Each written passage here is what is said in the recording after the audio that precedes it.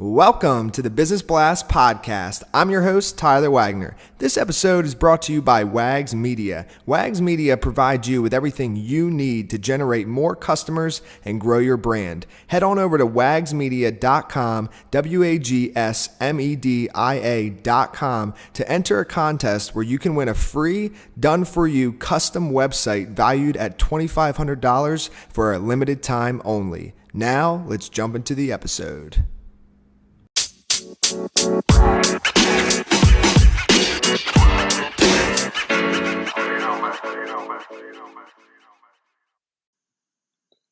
All right, everyone. Welcome back to another episode of the Business Blast podcast. I'm your host, Tyler Wagner. Today, I have Meredith Jones with us. She is an award-winning author of The Women of the Street: Why Female Money Managers Generate Higher Returns and How You Can Too. And she also pens an investment blog on www.aboutamjones.com. So welcome to the show.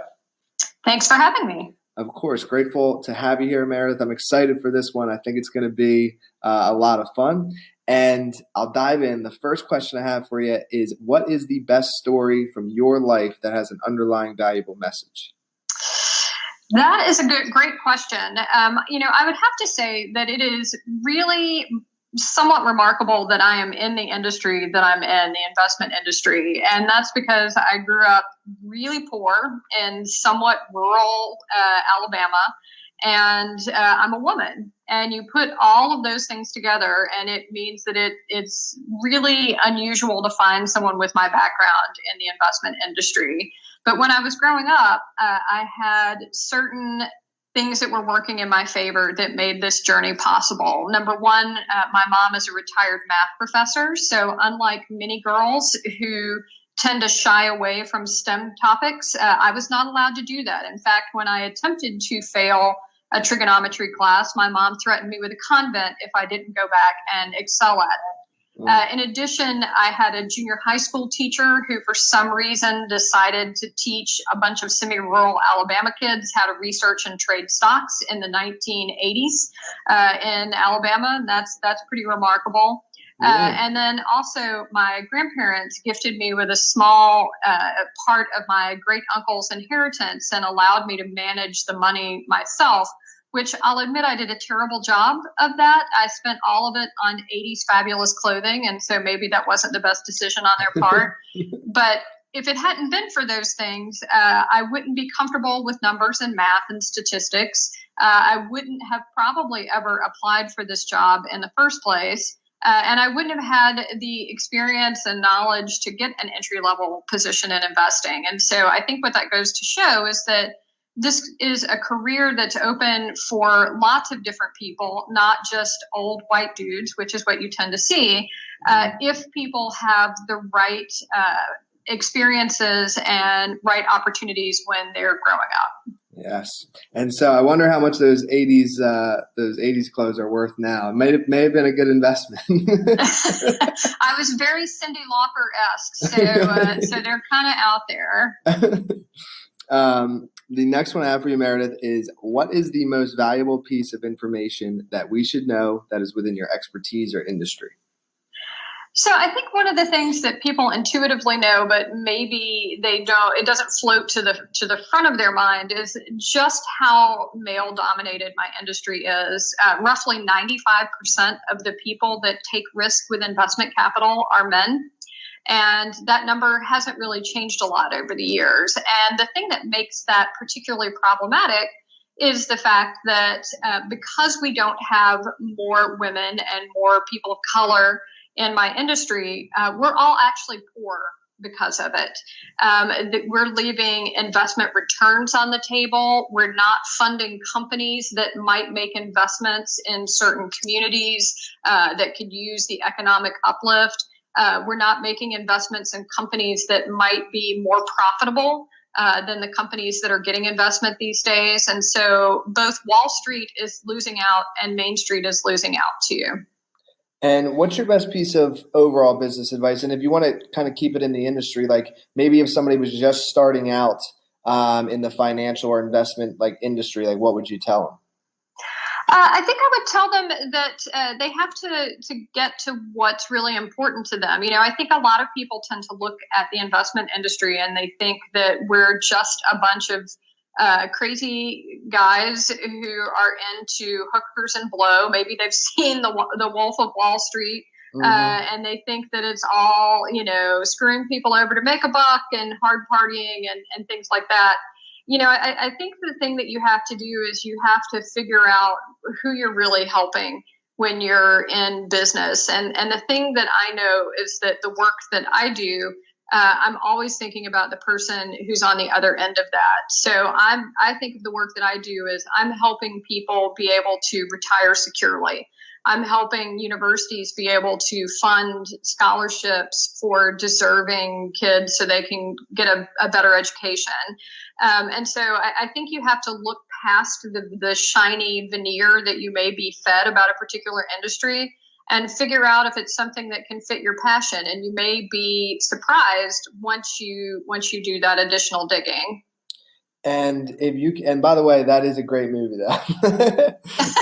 It's a great movie, but it's not necessarily indicative of my 20 years on Wall Street. I can tell you, I did get a call one night from a colleague asking me if I had keys to handcuffs while I was at a conference one night. And that's probably the most crazy thing that's happened to me. By the way, I did not have a key to the handcuffs. That is not something I generally travel with, so I wasn't able to help them. And luckily, I never figured out exactly what was going on, and I'm grateful for that too. Got it. So you leave those at home, huh? Exactly. Gotcha. And if you could give, next one I have for you, if you could give your younger self one piece of advice, what would that be?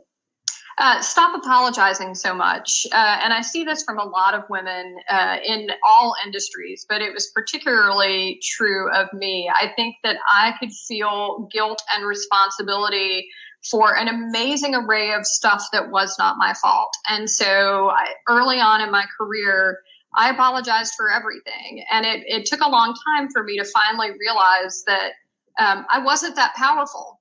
I couldn't impact everything bad or good that happened in the world. And so maybe I needed to take a step back and think about what my role was and where an apology would be appropriate and where I was just saying it to smooth the waters or to soothe somebody's ego or because it was by then a nervous tick.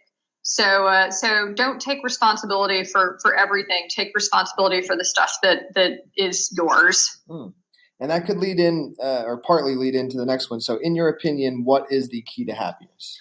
Lord, if I knew that, I would be probably much happier. I'm not really sure I know what the answer to that question is. I can say that I tend to be much happier when a couple of things are in place. Number one, I think you need to surround yourself with people who have a vested interest or at least a semi-vested interest in your continued success. And that means your employers, your friends, your loved one, your spouse, your significant other. They have to want to see you succeed because people who don't want to see you succeed will only bring bad luck and stress and head damage into your life. And then the other thing I think is that, again, I think you have to find something that you're passionate about. There's a lot of people that could look at the research and the work that I do and think of it as, kind of nerdy statistics, spreadsheet driven, mathematical hell. But again, when I look at what I'm doing to influence diversity in my industry, when I look at what I'm doing to help retirees and individuals with their investment goals, I feel really good about that. So I think you have to be passionate, and I think that you have to be around people who respect your passions. And what is the best book that you've read, and what was the number one thing you learned from that? I read all the time, so I don't know that I have necessarily a best book, but I did really enjoy reading quite a few years ago, Nice Girls Don't Get the Corner Office. That was one of the things that helped me get over my apology fetish, and I would recommend it to any young woman who is starting out in their business career. And what is your favorite quote and why? The rooster may crow, but it's the hen that lays the eggs. We tend to hear a lot in my industry about super successful guys and how they've made tons of money or lost tons of money. And meanwhile, there are a small but growing number of women that are out there just getting it done every day.